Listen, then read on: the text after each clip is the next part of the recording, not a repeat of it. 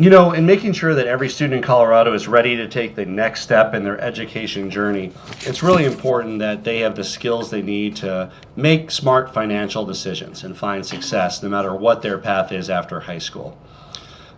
This bill takes an important step in making sure that students are set up for success and to thrive after graduation, and know what financial literacy means, that they can avoid high-interest credit card debt, make the right decision about how they can build equity and someday buy a home, maybe even save for retirement.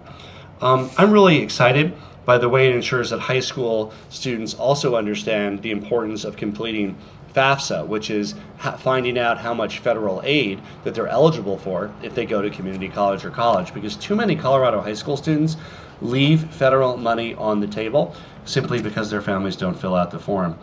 This is an important education bill that helps create a Colorado for all, where Coloradans can thrive, free of high interest debt, free of predatory financial practices. I want to thank Becky Long, Morgan Royal, Diane Circo, Brian Hill, Jen Walmer, Pradeep Duda, Valerie Newmeyer, and I want to thank the Rio Grande Federal Credit Union, who's hosting us here today.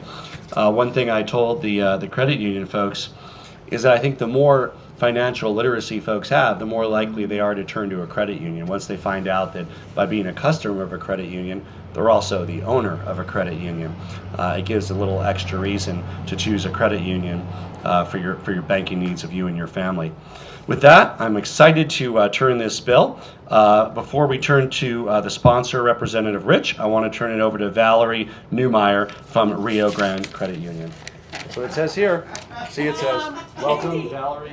Katie was supposed to get rid of that. Oh, really? Yeah. Okay, we are going to be joined by our terrific state representative from Grand Junction, a champion of financial literacy in Western Colorado, Representative Janice Rich. Thank you, Governor Polis, and thank you so much for being here in Grand Junction.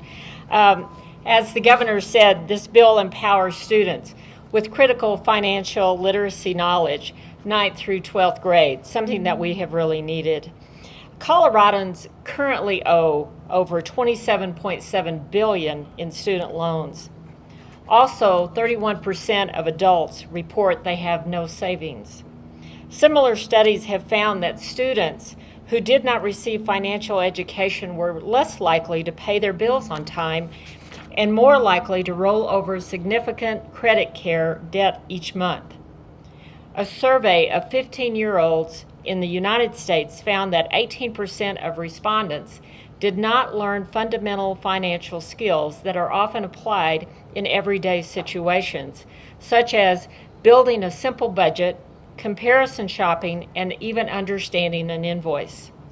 There's a clear need for improved financial literacy standards that better address the realities of financial street that young Coloradans face. So I'm really happy to have been a part of this bill, and I'm very happy that the governor has come here today to sign this bill into law. So thank you. Let's make it official, the law of Colorado.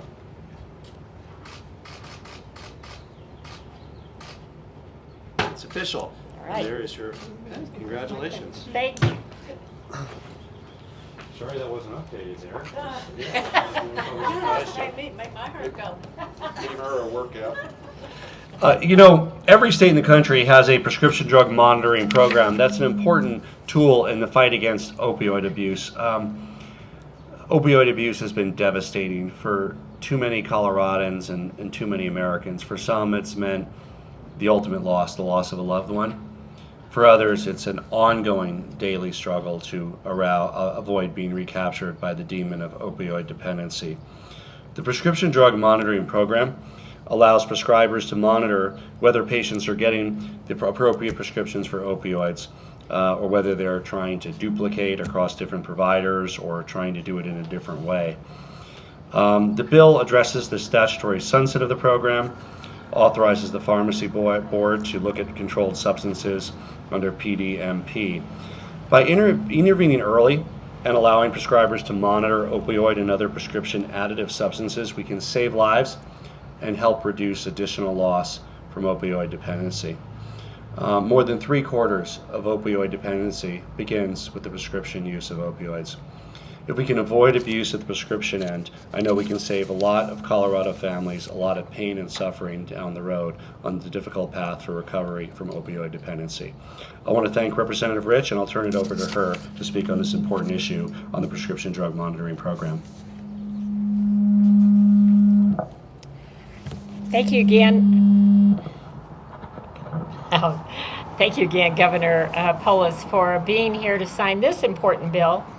The prescription drug monitoring program, as the governor said, is very important for tracking the narcotics.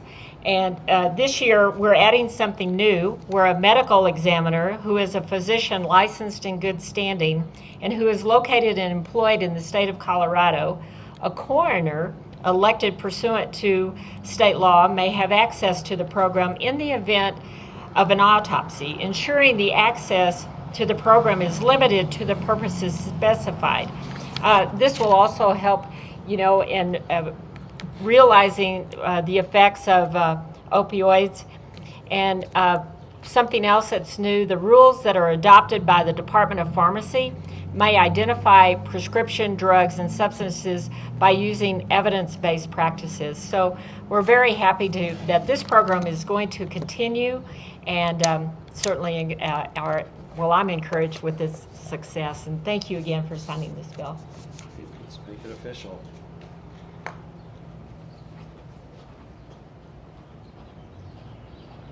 It's official.